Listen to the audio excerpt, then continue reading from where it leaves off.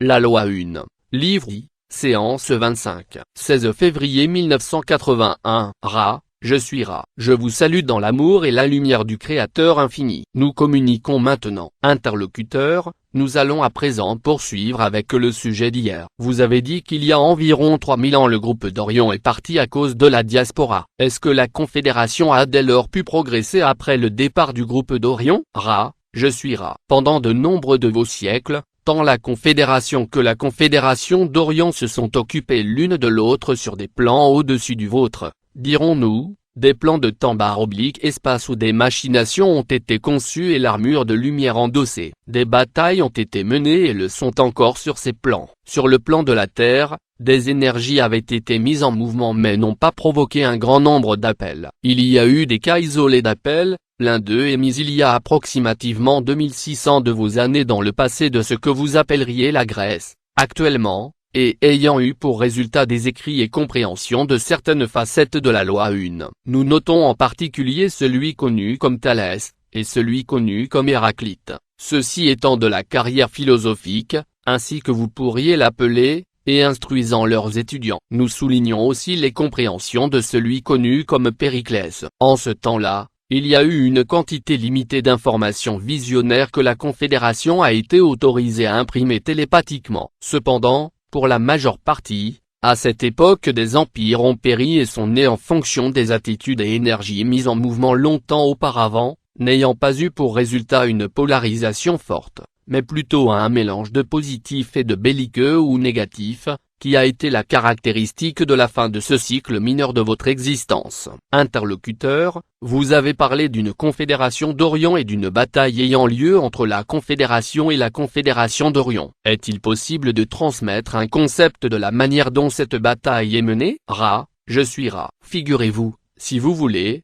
votre mental. Figurez-le alors en totale unité avec tous les autres mentaux de votre société. Vous êtes alors d'un seul mental, et ce qui est une faible charge électrique dans votre illusion physique est à présent une machine énormément puissante grâce à laquelle des pensées peuvent être projetées comme des objets. Dans cette entreprise, le groupe d'Orion charge ou attaque la Confédération armée de lumière. Résultat, chacun campe sur ses positions, comme vous diriez, les deux énergies étant quelque peu affaiblies par cela et ayant besoin de se regrouper, la négative affaiblie par l'échec de sa manipulation, la positive affaiblie par l'échec d'accepter ce qui est donné. Interlocuteur, pourriez-vous approfondir ce que vous entendez par l'échec d'accepter ce qui est donné? Ra. Je suis Ra. Au niveau de temps/espace auquel ceci a lieu sous la forme de ce que vous pouvez appeler une guerre de pensée, l'énergie la plus tolérante et aimante serait de temps mais ceux qui veulent manipuler que ces entités seraient encerclées et engouffrées,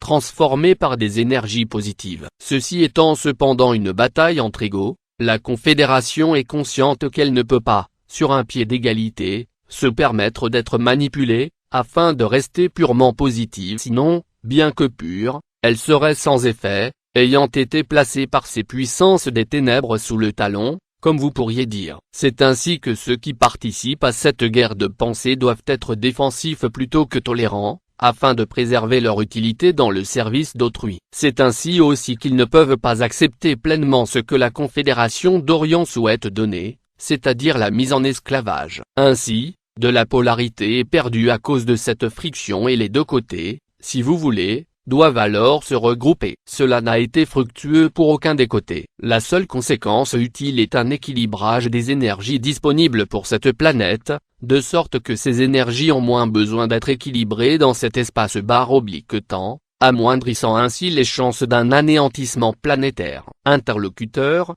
est-ce qu'une partie de la Confédération est engagée dans cette bataille de pensée? Quel est le pourcentage engagé? Ra. Je suis Ra. Ceci est le travail le plus difficile de la Confédération. Il a été demandé à seulement 4 entités planétaires de participer à ce conflit. Interlocuteur, de quelle densité sont ces 4 entités planétaires? Ra. Je suis Ra. Ces entités sont de la densité de l'amour, au numéro 4. Interlocuteur, est-ce qu'une entité de cette densité serait plus efficace pour ce travail qu'une entité de la densité 5 ou 6? Ra. Je suis Ra. La 4e densité est la seule densité à part la vôtre qui, manquant de la sagesse de s'abstenir de combattre, voit la nécessité de la bataille. C'est ainsi qu'il est nécessaire que soient utilisés des complexes mémoriels sociaux de quatrième densité. Interlocuteur, ai-je raison de supposer que tant la Confédération que le groupe d'Orion utilisent seulement les leurs de quatrième densité dans cette bataille, et que les cinquième et sixième densités du groupe d'Orion n'y sont pas engagées? Ra, je suis Ra. Ceci sera la dernière question complète, car les énergies de cette entité sont basses. C'est partiellement exact. Les entités positives de cinquième et sixième densité n'ont pas voulu participer à cette bataille. Les négatifs de cinquième densité n'ont pas voulu participer à cette bataille. Ainsi, la quatrième densité des deux orientations s'est jetée dans ce conflit. Pouvons-nous vous demander quelques brèves questions avant que nous clôturions? Interlocuteur, je vais d'abord demander s'il y a quelque chose que nous puissions faire pour augmenter le confort de l'instrument. Je voudrais aussi vraiment savoir quelle est l'orientation de la cinquième densité négative qui ne participe pas à la bataille. Ra, je suis Ra. La cinquième densité est la densité de la lumière ou sagesse. L'entité de service de soi négatif dans cette densité est à un haut niveau de prise de conscience et de sagesse, et a cessé toute activité à part celle de la pensée. La cinquième densité négative est extraordinairement compacte et séparée de tout ce qui n'est pas elle. Interlocuteur, merci beaucoup. Nous ne voulons pas épuiser l'instrument. Y a-t-il quelque chose que nous puissions faire pour augmenter le confort de l'instrument? Ra, je suis Ra. Vous êtes très consciencieux. Comme nous l'avons demandé précédemment,